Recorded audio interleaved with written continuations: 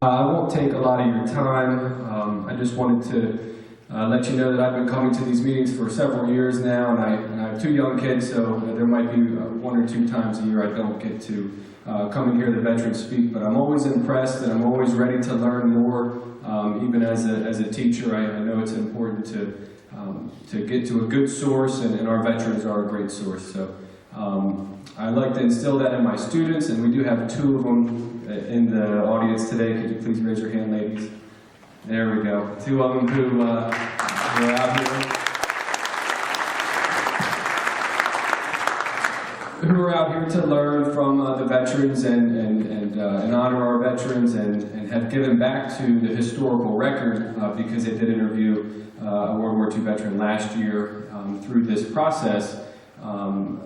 Through the Veterans Oral History Project, which is in conjunction with the Library of Congress and the Army Heritage and Education Center. And we have a History Honor Society at Lower Dauphin High School that another history teacher and I have created, and it's one of these ways for students to get involved in the community, actually conduct history, and then again add to the historical record. So they've done that, and what we're asking for is for World War II veterans or any veteran, combat, non-combat, female, male, to please share their story while they can. The students love to hear their stories. We capture it digitally, so not a cassette tape or anything. It can be an audiovisual recording, but just an hour-long conversation with the 2 students and the 1 veteran or a spouse or someone alongside is fine.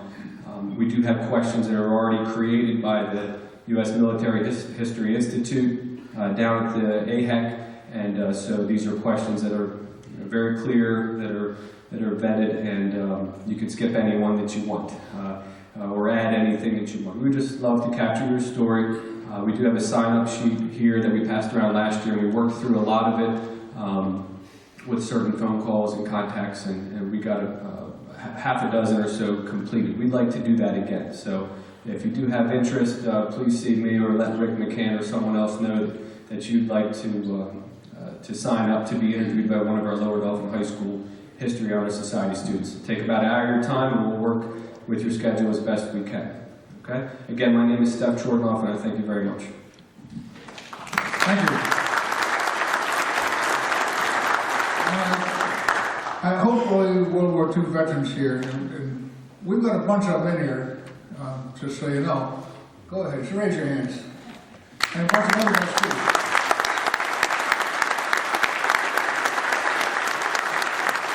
I hope you World War II veterans take advantage of this. I've talked to a lot of you, and you say your story isn't that much or whatever, you don't want to talk about it, but every one of you is a piece of is a thread in the tapestry that makes up the history of World War II. Doesn't matter where you were or what you did. If you served during World War II, you're a part of it.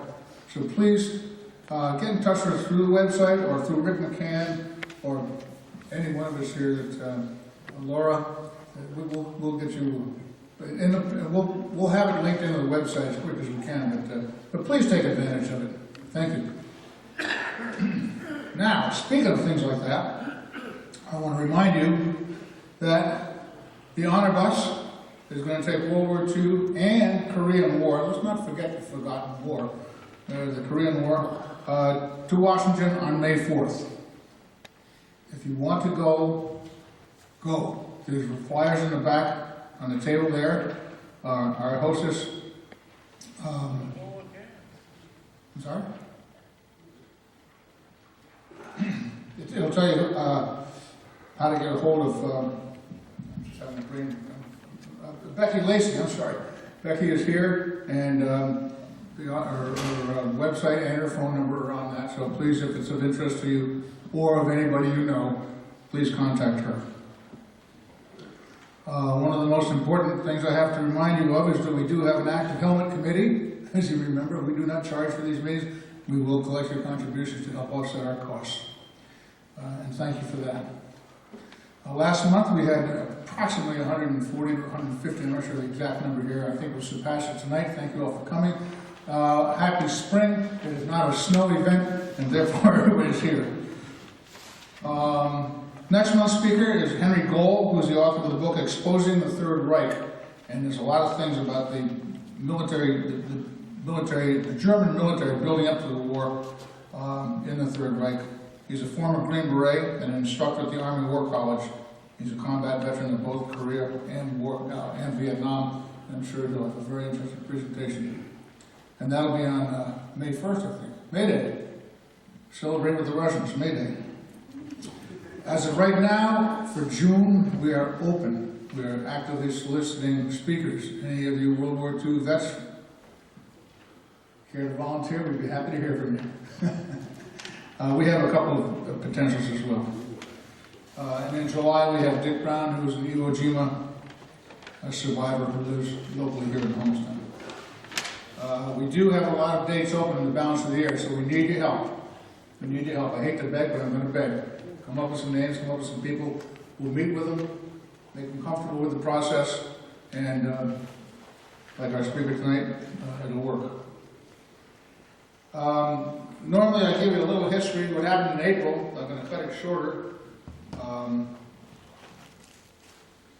April 1940, the Germans took over Norway. They weren't supposed to, but they slipped through the minefields and whatnot that the British had put up because a guy by the name of Quisling, whose name would become a synonym for traitor, told the Germans how to get through, and they came in through and took over Norway with hardly a fight. So if you're called a Quisling in Norway, you're a bad guy. Denmark immediately gave up because they recognized they didn't have an army to resist Hitler. So that was the second and third conquered nation that Hitler took after Poland. On the other side of the world, in April 1942, Major General Edward P. King surrendered at Bataan against General MacArthur's orders. 78,000 troops, of which 66,000 were Filipinos and 12,000 Americans, at that time the largest contingent of U.S. soldiers ever to surrender. They were taken captive by the Japanese and were forced to walk 55 miles on what became known as the Bataan Death March. At least 600 Americans and 5,000 Filipinos died because of the extreme brutality. Also in April, Jimmy Doolittle and his group scared the hell out of the, shook the confidence of the Japanese by bombing Tokyo, taking off from the carrier Hornet, and they didn't think it could be done, they went to Tokyo. And that wasn't, militarily, it wasn't terribly strategic, but psychologically it was, because it forced the Japanese to bring their carrier fleet, the ocean fleet, much back closer to home, which ultimately ended up in the Battle of Leyte Gulf, in which they lost 5 large warships. So it was a very, the result of it was unplanned, but very good. We get to 1945, you'll remember this, Floyd. German troops are trapped by the United States while defending the Ruhr. On the 12th, the offensive in northern Italy begins, and the concentration camps Dawson and Buchenwald were liberated by the Allies. And on that date, Franklin Roosevelt died. Harry Truman took over. Shortly thereafter, the Soviets launched the final attack on Berlin, and the Americans entered Nuremberg. On the 18th, the German army surrenders. The Soviet army surrounds Berlin. On the 28th, the Allies capture Venice down in Italy. The Italian partisans capture and hang Mussolini. On the 29th, Dachau, the POW camp, is liberated by the Americans. And on the 30th, Adolf Hitler committed suicide. That was a busy month. Okay.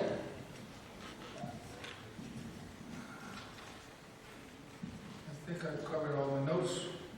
If not, remind me. So let me introduce our speaker, Floyd. I'm sure you've read about him. 10th Armored Division entered the war just after Bastogne, and nonetheless went through some stuff that was every bit as bad. I'm going to let him tell you. Normally I read the bio, but you're sitting here and you can do it better than I can. He's assisted by his son Dave, and we'd like to welcome him as our speaker for the evening.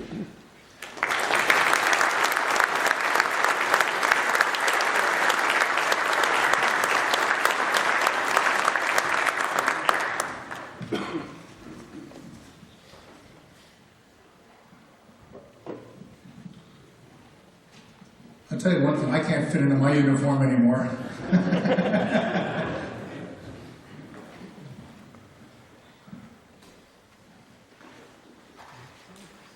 Thank you for allowing me to be here and funny and try to bring some enjoyment as I guide. Something about your speaker is working again. I'm done already.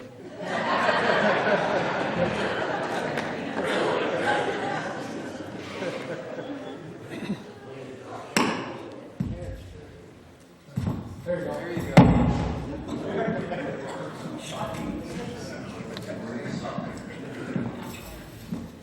Is it working? Can you sing? Is it working? What do you want? Yep. Okay, I just want to let you know that I'll try to do my best to maybe say something that would hit home and you enjoy hearing it, maybe even remember it. Is it all right to just continue to talk? I'm going to sit down. I'm going to start back when I was in grade school.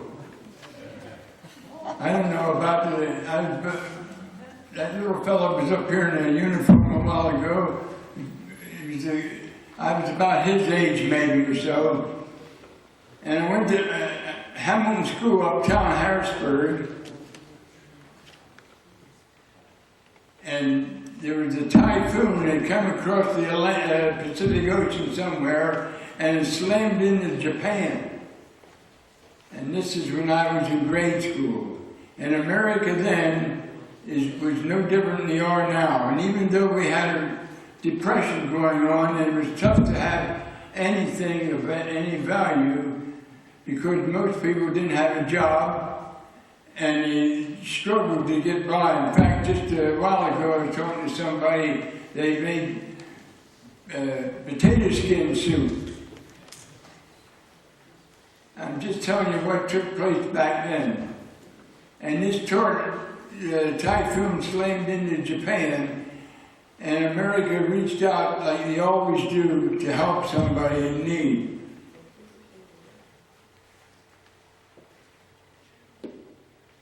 And the teachers in our school, and I imagine it was all over the country, said when each child bring one potato to school on this particular day, we're going to bag them up and send them to Japan. They're in dire need. And you know what? A couple of years later, the teachers called them our little brown brothers. But a couple of years later, our little brown brothers went and bombed us down in Hawaii. That was back when hardly anybody even knew where Pearl Harbor was, much less anything else you knew about it, because we had radio for one thing, and crystal sets, and the Depression was at its peak right about then. Well, then rationing started, because we're at war now.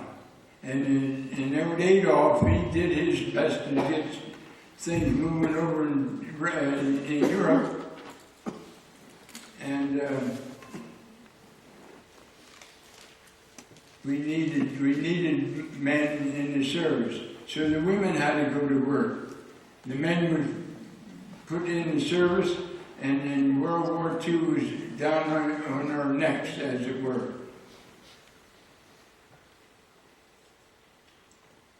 I'm going to look at my notes. I want you to know that I'm not just talking to the top of my head. I do have some kind of notes here.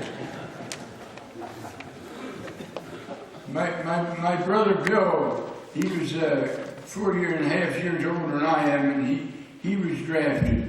He was sent to, after his basing, he was sent over to Africa, and he never got home from the time he left till he got home. Never was home one time. 2.5 years later, he arrived in Harrisburg. My oldest brother, he was 4F. He had falling arches. He had real thick glasses. Some people used to call him milk bottle glasses. And he had mastoid problems, and he had trouble hearing. Of course, I do too, but it took a long while to catch up with me. But my oldest brother, he didn't live at home anymore. And my next older brother, he was drafted, so my mom had a blue star in her window. And every time I turned around, one of my buddies was being drafted or signing up to enlist in some part of the service. My mother wouldn't sign for me, so I had to wait.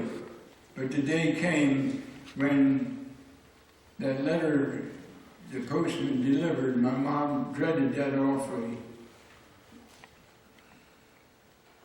It said, "Greetings and salutations, and your presence is requested." I don't know what they mean requested. I didn't request anything. I wanted to pick what I wanted. I didn't want them to pick for me. So I went downtown, wherever it was at that time, and took a physical and passed it. And he said, "What do you want in? What would you like?" I said, "How about Marines?" Because I thought they were tough characters. Thank the Lord I didn't get the Marines. Well, first of all, I didn't like all that water over there where they were going. I didn't like the islands because most of them was either rock or bugs or jungle or something. And I didn't like any of that stuff. So I said, "We'll make it to the Army," because the Air Corps, they weren't taking any, and I didn't like the Navy. How the dickens you going to build a digger foxhole out there in the middle of nowhere? So I was drafted, and I ended up at New Cumberland Army Depot, and we got our clothing and stuff.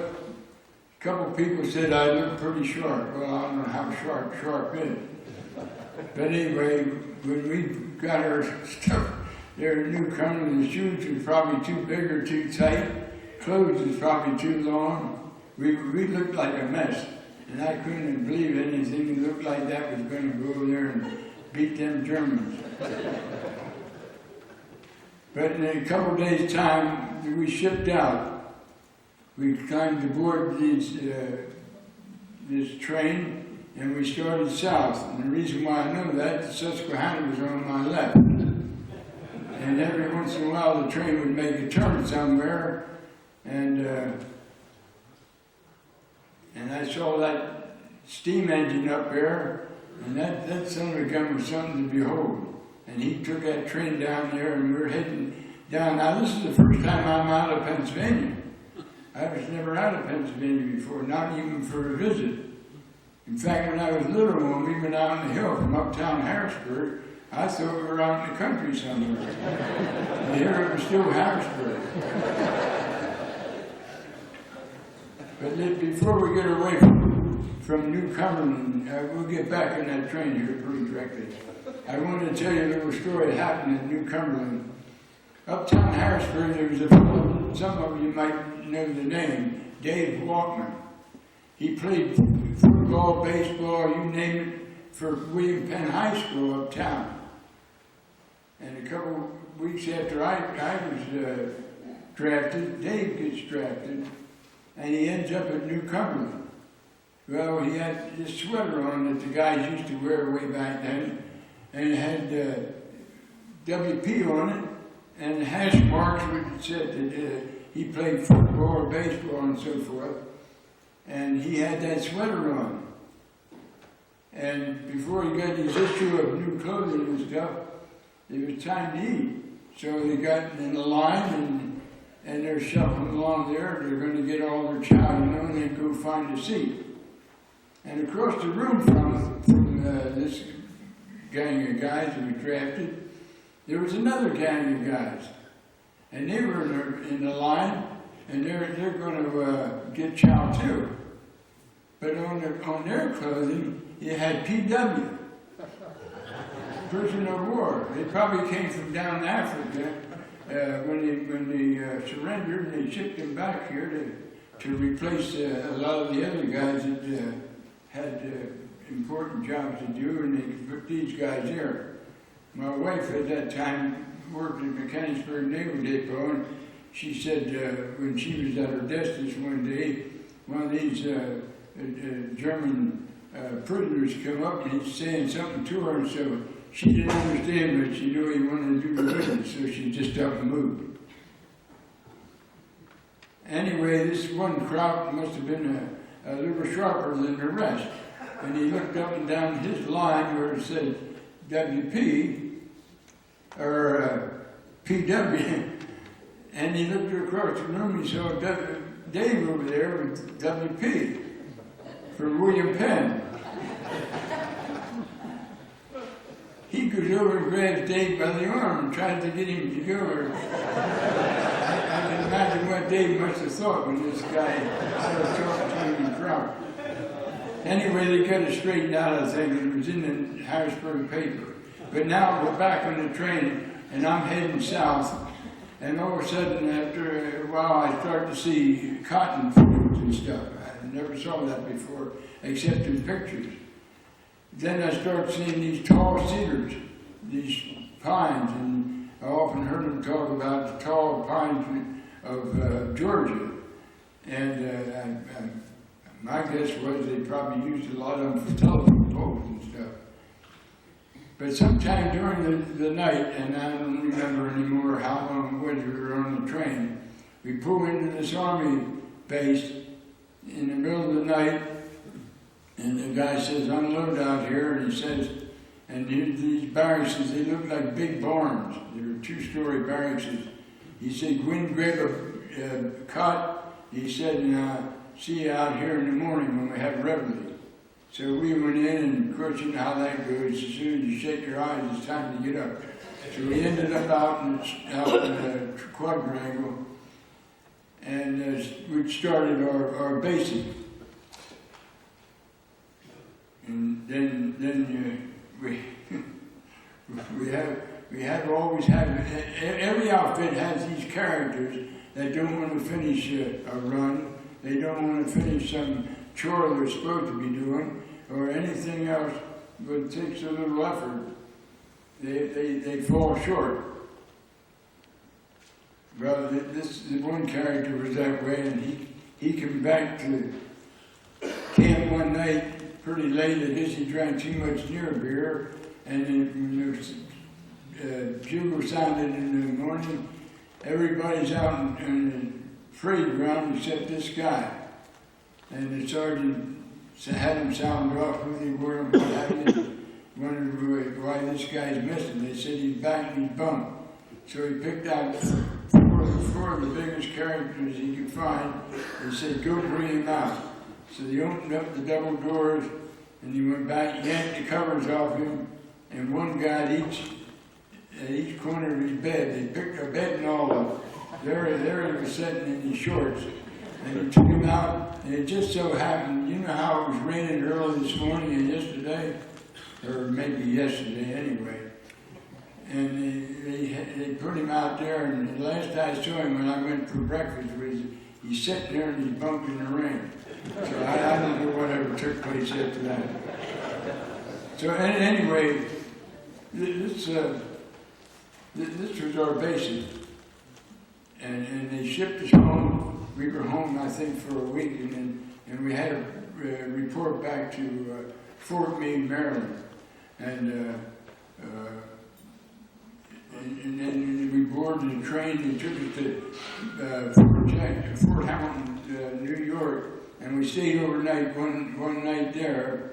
The next day, they trucked us to Camp Shanks, New York, which was a port of embarkation. And here was this big cruise ship sitting waiting for us. The name of it was Aquitania. It was a sister ship to the Lusitania that the Krauts sunk prior to World War I. And so we board this ship, and now I see the Statue of Liberty. Can you imagine that's the first time I was out of Pennsylvania when I went into service, Now it's the first time I see the Statue of Liberty, and now we start to move away from the shore. And I'm wondering if we'll even get back to see it for the second time. And as it faded off in the distance, I started thinking about, I wonder if there's a German sub out there second waiting on us. I mean, you can't believe what thoughts go through your mind. I even wondered where I was going to go to get my basic. Well, I got it all right. And I was hoping we'd get across this ocean.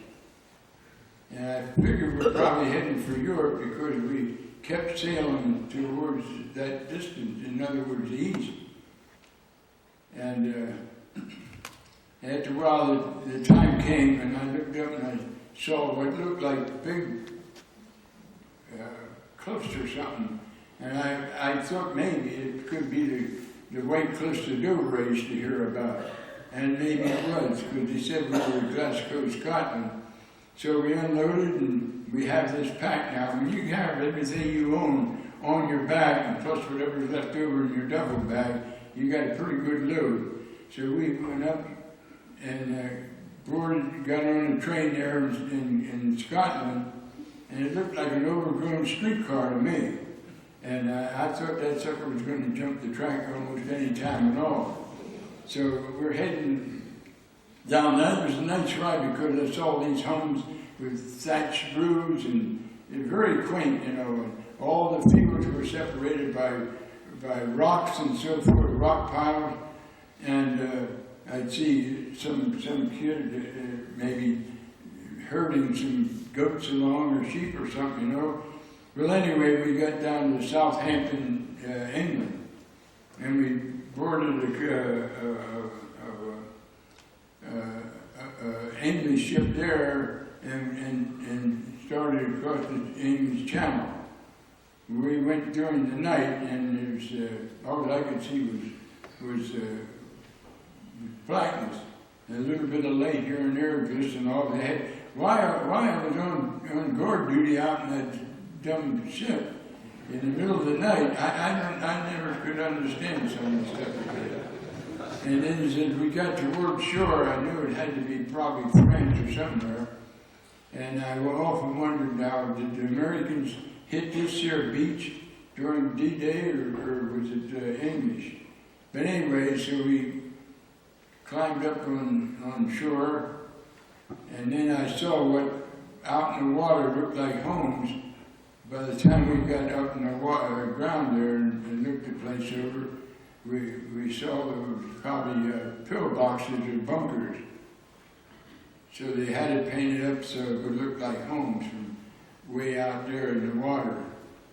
So we climbed on board some trucks and we took off, and it wasn't too long. We stopped at a repo depot. That's a replacement depot, and we got our rifles and whatever else we had coming to us. And then eventually we hit a place called Trier,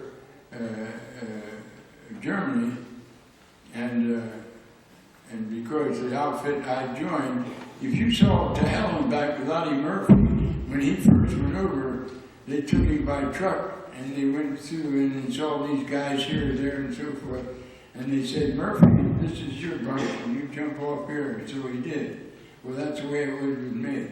They said, "This is your bunch." So I jumped off, and they showed us around. Well, these guys had a house. This is after we shoved the Crocs out of Trier, and if you ever remember seeing on television how a town looks once a tornado goes through it, sometimes you're lucky if you see a flag sticking up, or a chimney or something, or a broken telephone pole. And anyway,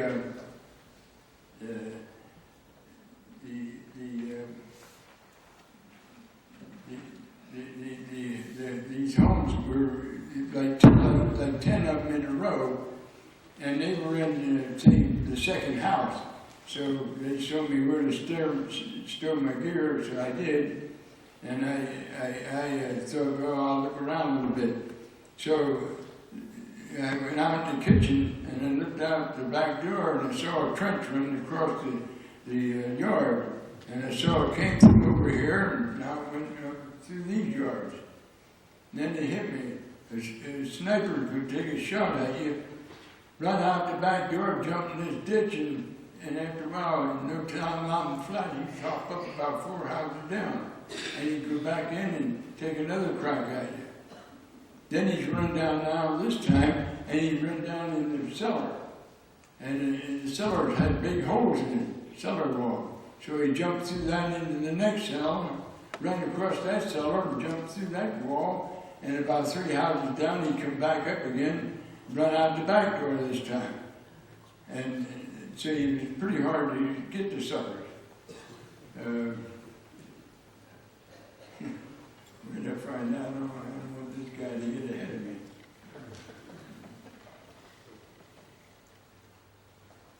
And anyway, the very next day, we're going to take off again.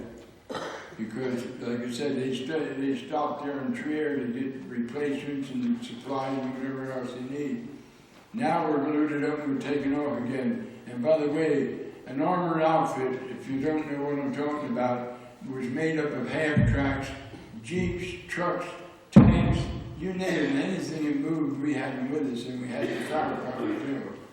And so we're taking off, and we didn't go too awful far. And after a while, all H broke loose and stuff started to come in from everywhere. And somebody yelled they needed more ammo.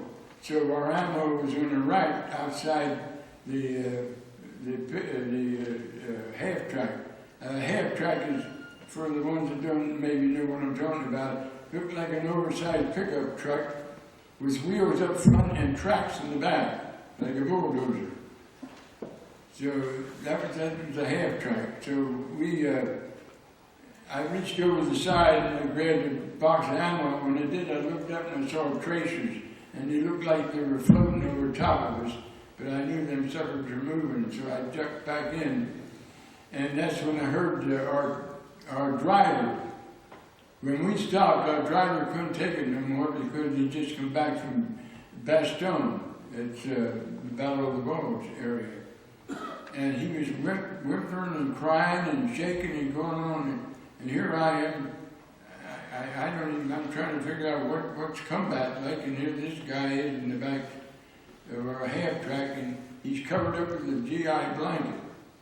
And he's shaking and going on. So they got him, and I guess they shipped him back to England.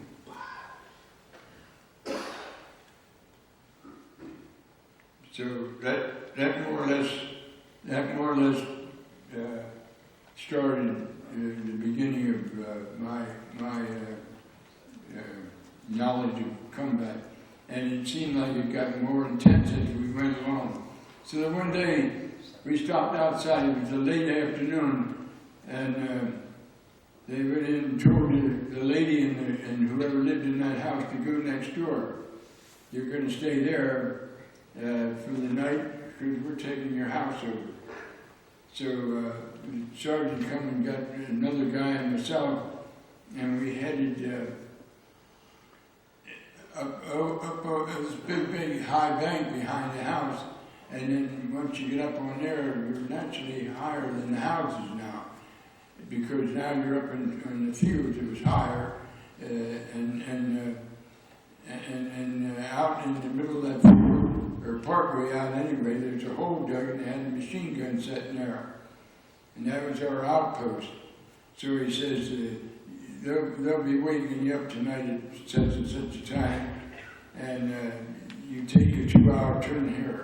And then you go back and wake 2 other guys up.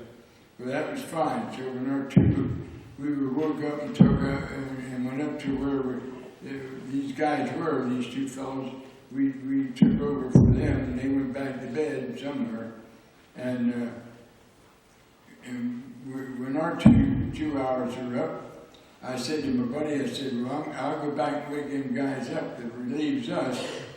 And I said, I'll be right back. Well, when they get back to where the ground fell away again because of this bank dropped down and the houses, I saw the houses, but I couldn't tell which one was ours in the dark. So I went back to him and I said, can you find our house? He said, sure. I said, go get him, I'll stay here. So I jumped down the hole, and here they come. He brings in 2 guys that's going to relieve us back to where I was, and I was getting ready to crawl out of the hole, and I saw somebody coming at us from out of the darkness. And so I eased the machine gun around so I could take him in. And he got up there pretty close to us. And we still didn't know who he was because of the darkness. And we threw the password at him. Of course, he had the countersign. And here that poor sucker couldn't find his house either. But I can tell you, it's awfully dangerous walking around out there in the dark. So,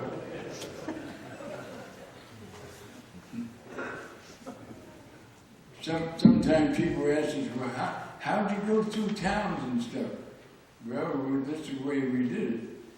If you saw it on TV already, there's a row of guys going down this side of the street and down that side of the street. Well, these guys here would keep their eye on windows and doors on that side. These guys would keep their eyes on the doors and windows on this side. So there's always somebody looking out for you.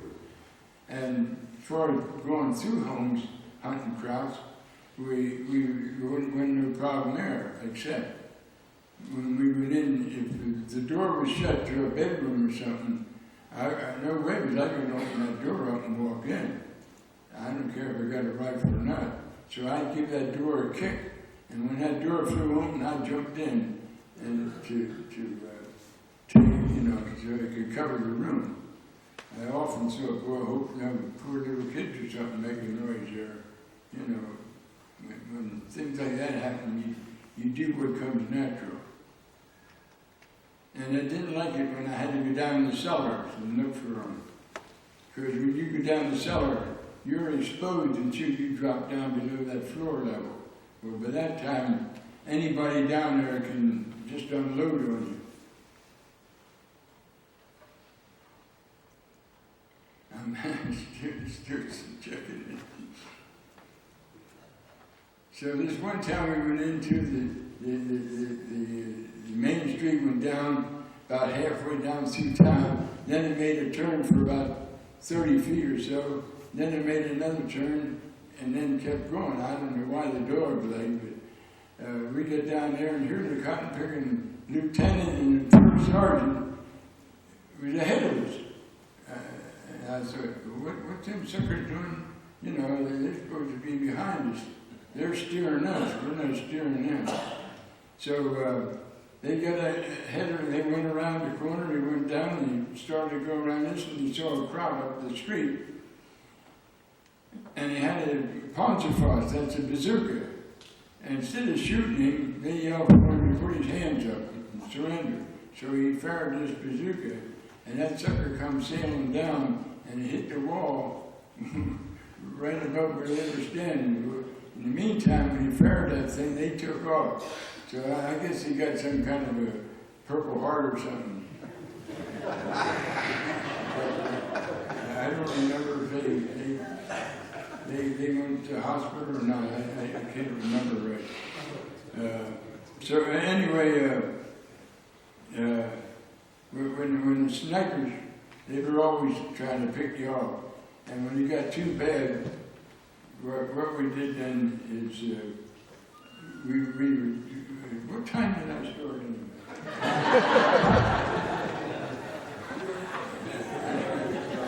I don't want to take the next guy turn. And anyway, what was it called? I got a couple of laughs anyway.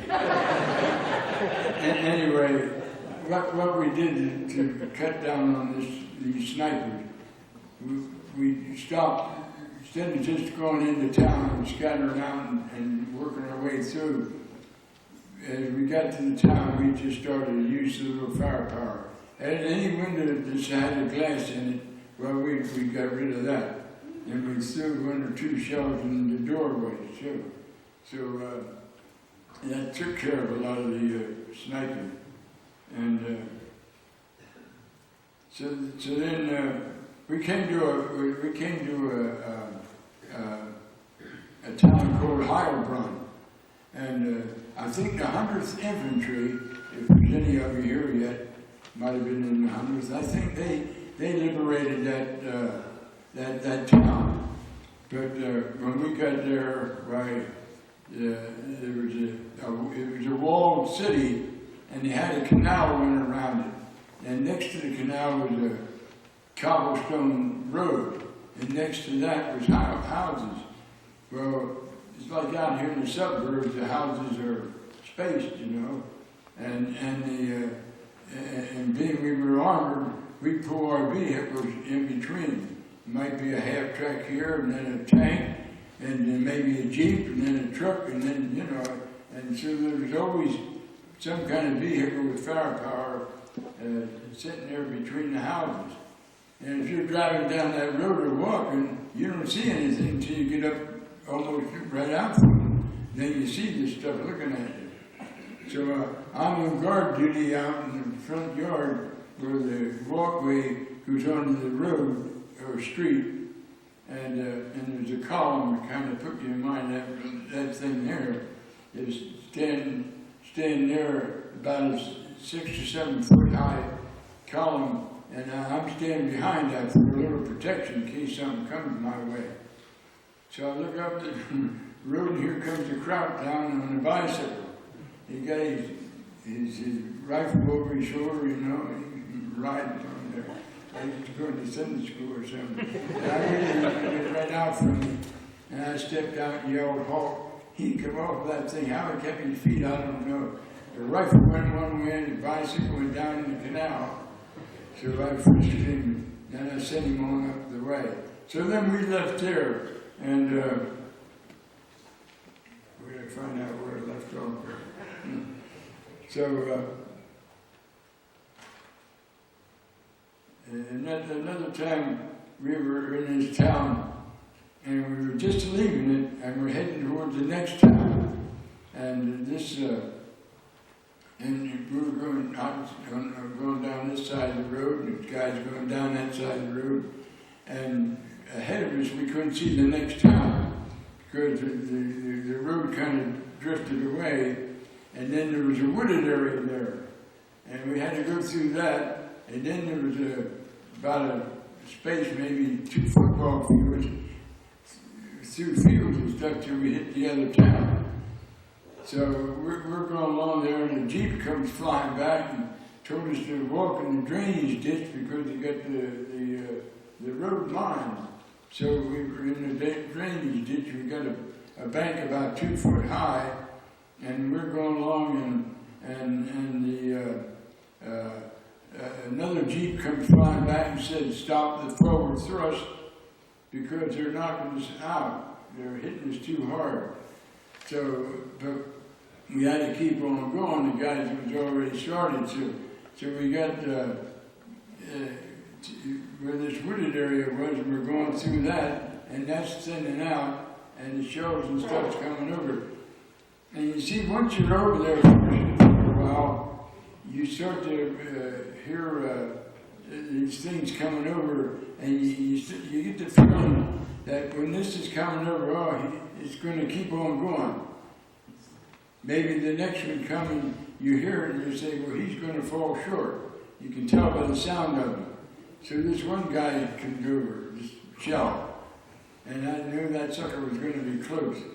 So I hit the cotton picking dirt. I had about that much bank to hide me. So I tried to bury my head as best I could in the ground. And I heard that thing go whop, slammed into the dirt, you know, and I'm trying to crawl under the dirt, and I felt that thing hit, and the ground was quivered, and dirt fell on me, but there was no explosion. I said, praise the Lord. So then I jumped up, and I looked in front of me, nobody there. That guy in front of me, he had taken off.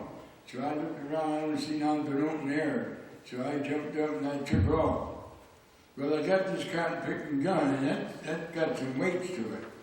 And we had our ammunition belt on, whatever else we had on, and our steel helmet. So I take off running, and I got to run about 2 football fields roughly. And boy, before I got halfway there, this old helmet started to flop, and I can't hardly see, and I'm sweating. And finally I made it, and then there's a guy down there at that town we were heading for. He's waving me in. I'm saying, Charlie, I'm going the best I can. and I get in there, and I just fell down, and it was a barn. I just fell down in the hay. And but I just wanted to tell you that. Anyway, so we're going along. See, when you're in an armored outfit like that, you never know why they're stopping. All of a sudden, they just stop.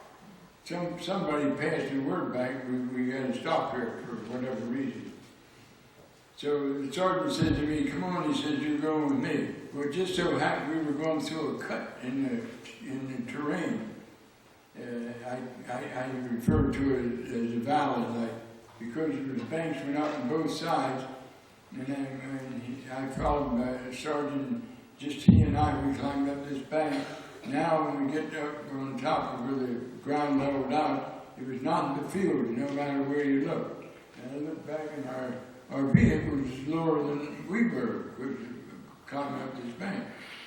And out in the middle of this field, I don't know how far it was, there was a building set. Now, I don't know what the building was for, other than the fact that probably had there to put supplies in when they're working in the field. Maybe in case a thunderstorm comes, the workers would have a place to run to. It was a building about 20 by 20 and had windows the whole way around and one door. So my sergeant said, if anything comes to me, he said about where they might come from, he said, beat it back and let us know. Okay. So I go inside, I look around, and it was a nice old building. And I could see where they used it for supplies and head for when they needed it. So after I looked it over inside, I come outside, and I was going to look around the outside, and I heard planes. And I looked up, and there was about a dozen planes up there buzzing around. And so I beat it back inside, because I thought, well, them suckers don't know who I am. They might think I'm a Kraut and they're American, or the other way around. I'm in trouble. So I run back in the building, and I'm looking out the windows.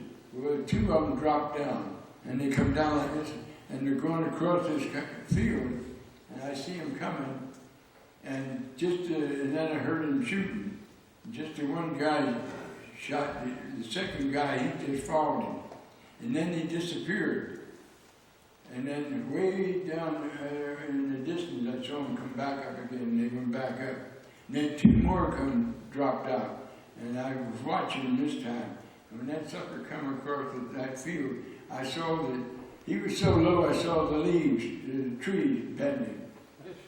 And I could see the pilot inside there. And then I saw his wings sparking, and I knew he was shooting. I heard grrr, grrr, and that's the way he was going. And the other guy, he dropped bombs in. And again, they went out, and then they climbed back up. And then they went that way for the longest time. Finally, they come and got me and said, you're supposed to come back, because, see, they all left but 2 planes. And just 2 buzzed around.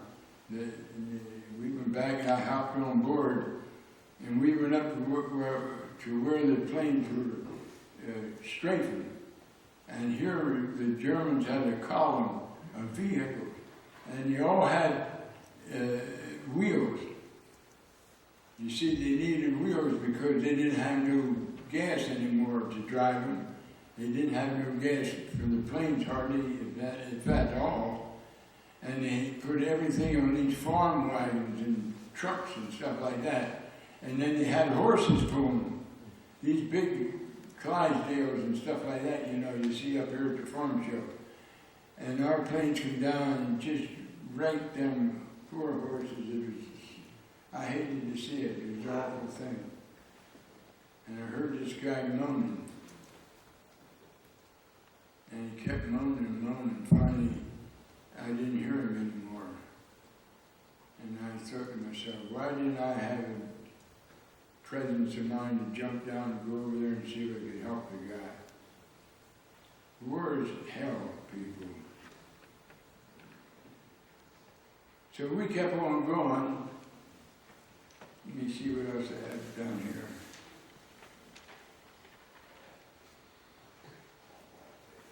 This here I have to tell you.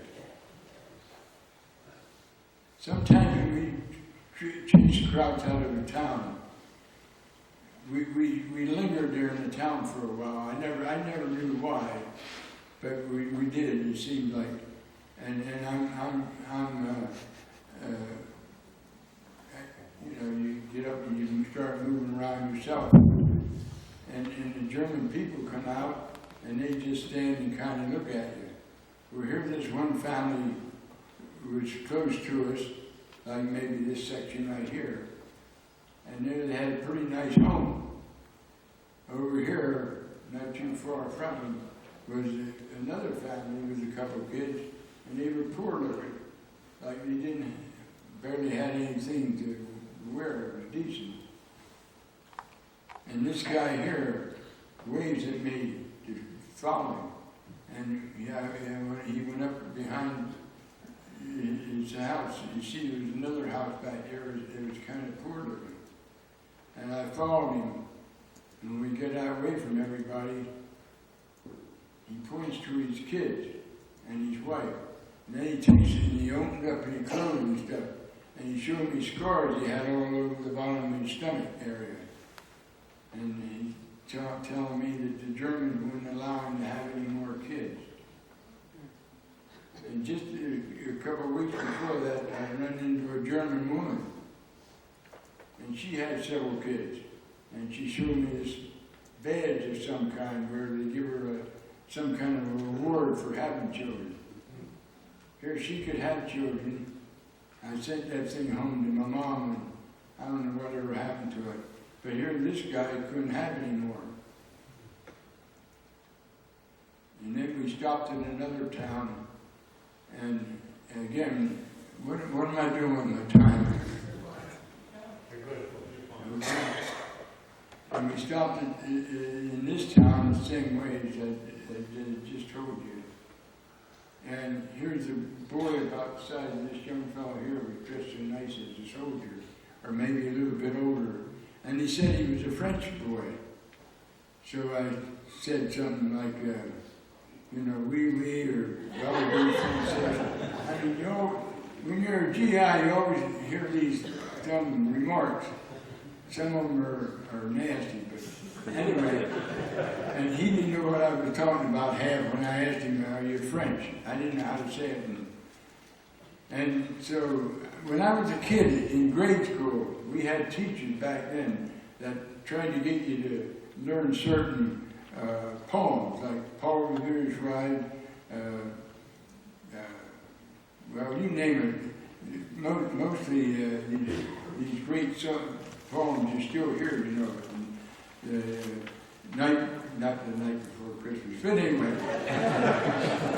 and so these teachers would try to get us to learn these different things. And this one woman, she must have had French relatives or something. She tried to get us to learn the French national anthem. And all I remember is a couple words. So I said, no kidding. I said, ye sons of France, awake to glory, our party herds did them rise. Somewhere in that song, the cohorts from way back, maybe nomads or something, come upon France and was going to wipe them out, evidently. So somebody back then, I'm talking about centuries ago, went to work where there was one person or several, and he wrote this national anthem for the French. And somewhere in there it says, liberty or death. In other words, get up off your fanny and fight back, or you lose your country and everything else you have. In a sense, that's what they're saying. And when I did that, that kid straightened himself up and sang that thing through for me in French, because I don't know what he was saying. And I thought, well, boy, just the day before that, he wouldn't dare try to do something like that. You see, he was probably brought there and had to work for the Germans. And anyway, I just wanted to tell you some of the things that happened. It's not all shooting. Some of it touches your heart. You don't have to have a bulletproof vest on. You need something that's deeper. Anyway, so we pulled up to another town and we heard this train trying to leave. You know how they go and then pick up speed? Well, we saw this town here laid out in front of us, and we're sitting on the railroad track and saw the smoke, but we couldn't see the train. He was on the back side of the town. And one of our tanks pulled up about from here to that table away from us, and he swings his turret around to the last house. Now here I am, like up at Penn State on the 50-yard line, and all the action is right down there in front of me. That's how I felt. And I saw that tank pull up here, and he swung his turret around, and I saw the smoke, you know, and I knew that train, that locomotive was going to be coming in just, you know, seconds. All of a sudden, there he breaks into the open, and this tank said, "Wow!" and hit that cotton picking boiler, and that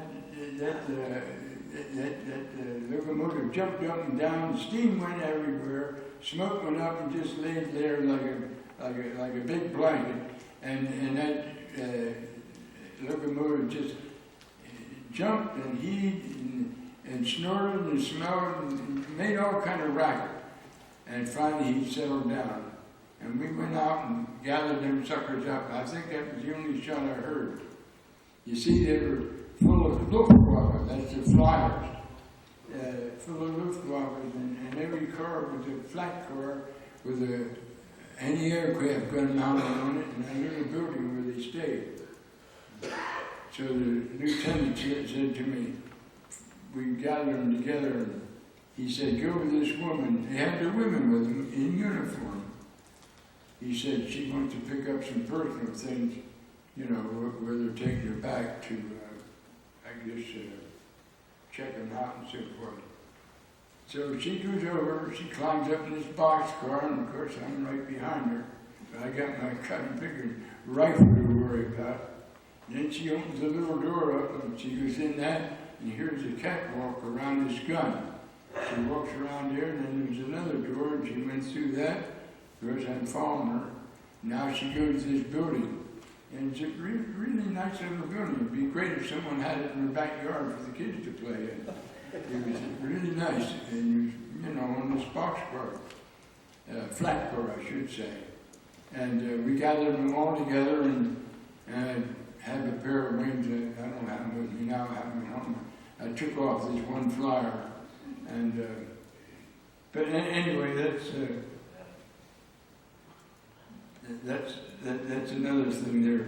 And then the war ended, and we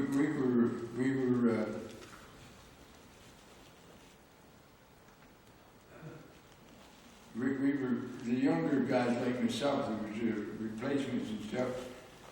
We were to report just a couple of weeks after the war was over, and now we're supposed to go back to America to go to Japan because we were still fighting them so.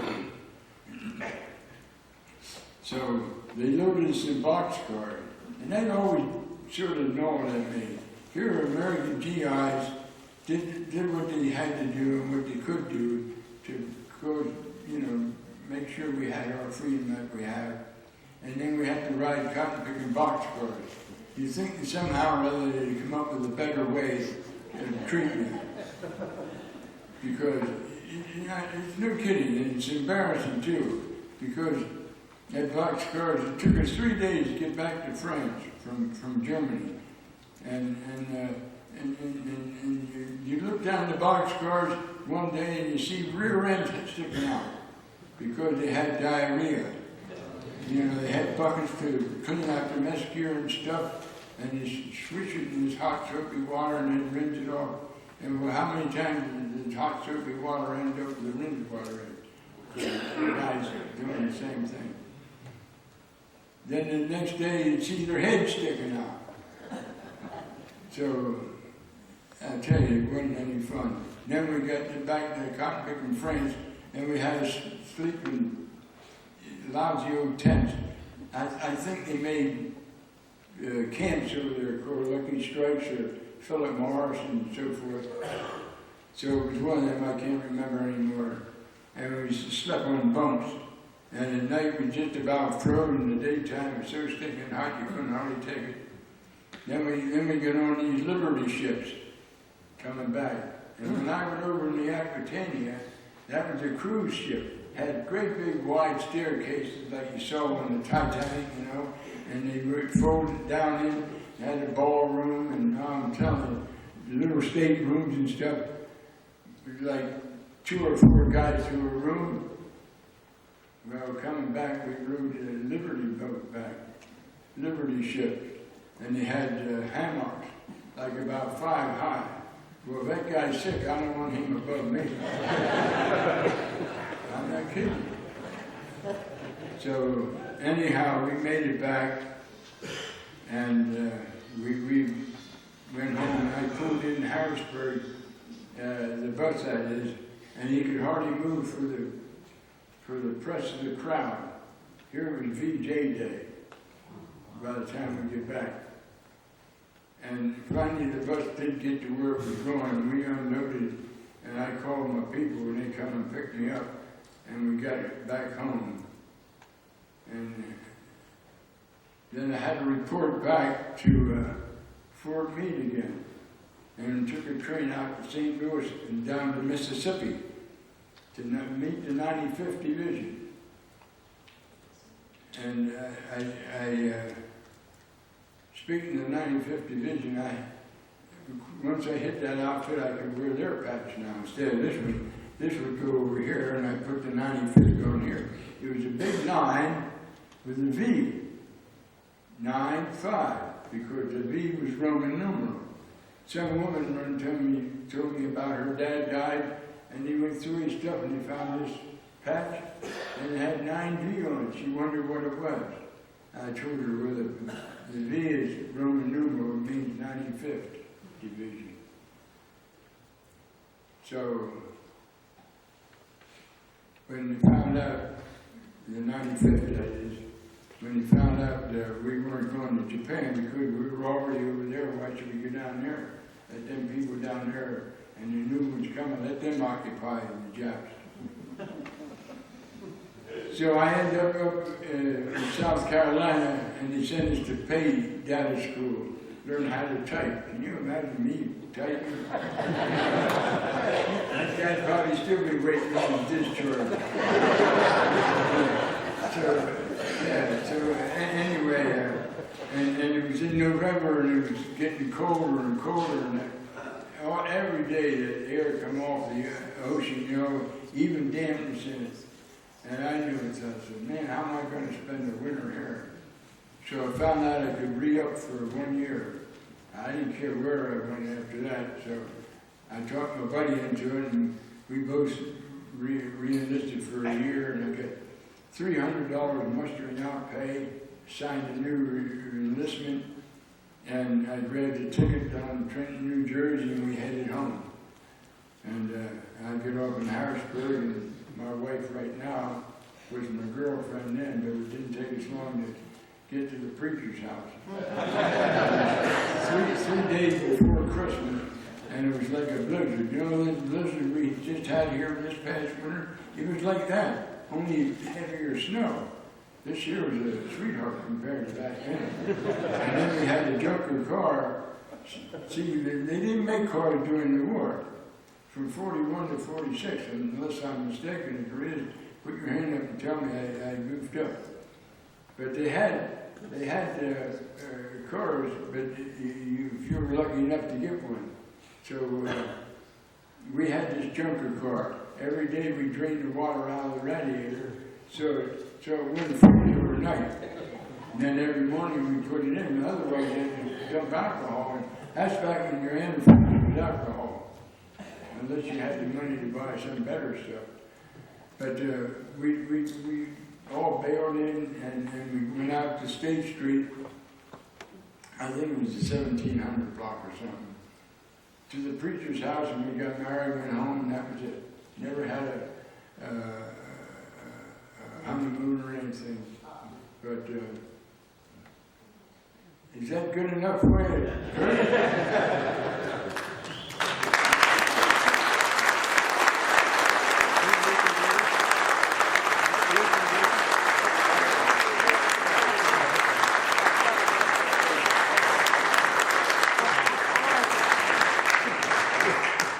Is that all you got? You're just saying one thing more. Thank you so much. Thank you so much. There's nothing like, we can read all the books, but seeing it through other people's eyes makes it a whole different animal, doesn't it? Thank you so much. Thank you for your service. Thank you for relaying it to us. Thank you, Dave, for helping put together. Anybody have any questions? We've got a little time left, I think, before they kick us out. Yes, sir. Floyd, do you remember your lieutenant's name, your platoon sergeant? Not, The name of your platoon sergeant, your lieutenant, company commander? no, I'm sorry, I don't. You know, at the time you think you're going to remember everything, and if you don't write them down, I have a little thing here a friend of mine wrote back in 1944. And the reason why I remember him, he's got his name here, and he lived out around Bedford. And he wrote me this here poem that happened after the Social Security went into effect. And but you're right, I really don't remember. There's one or two guys' names I remember, and that was it. You think you're going to remember them, but you just can't. And I'm sorry to have to say that. Were there ever any reunions of your division or your outfit? Yeah, but I didn't hear about it for years because I went into this outfit and then that outfit. Next thing you know, I'm discharged, and I don't remember. I'd seen some cars with a thing on it said 10th Armored, and I often would say to them, hey, can you get your outfit to send me some literature on it? And this is years later. Sure. I take the name and stuff, never heard back. Till finally one guy out in Lower Paxton here near the old landfill, he had a sticker on, 10th Armored. And I talked to him, and that's how I got back in good graces, as it were. But if you weren't, especially if you're a replacement, you're almost nobody, because they bounce you all over the place, you know. And every time you join a new outfit, you wear an air patch. You keep your original on your right shoulder, and you put the new guy on your left shoulder. The reason why it's on my left shoulder now is my son put it together, and he did that, and he put the Army on here, the Patton, the 3rd Army, or 3rd Army, I mean. But, no, it's hard, unless, you know, some guys, I don't know how they do it. They had so many things marked down, I think, I wonder if they didn't do anything. Think about it. When you're in combat and you're moving every day, and like the one time over there, I saw 4 dead crocs laying in a row, and we were with one of the foot infantry people, like the 69th and or some other ones, you know. And I said, how come, what happened here? They said, well, they killed 4 of our people, so we took 4 of them out. And just let them know that we're not messing around. You know, and so there's things that happen that, and that's probably why some of them don't even want to talk about it. Too many of them hurt you. Did you ever see Patton? We stopped this one time and I was standing along the sidewalk where they had this building, and the saying was that they made buzz bombs in there.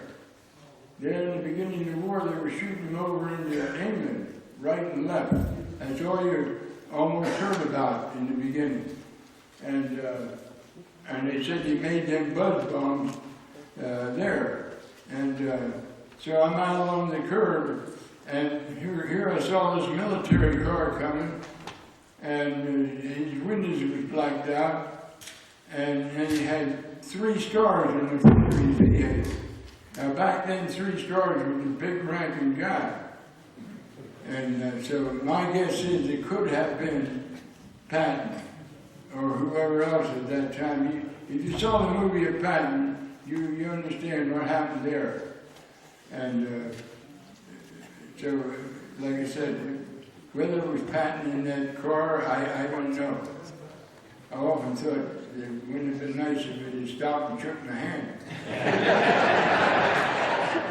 But I also thought that when that guy, our half-track driver had the shakes and stuff, and he was hiding under the GI blanket, I often thought if Pat would have come by then, I wonder what would have happened. Another shot at for you. Any other questions? Well, I'm not Patton, but I'd sure like to shake your hand.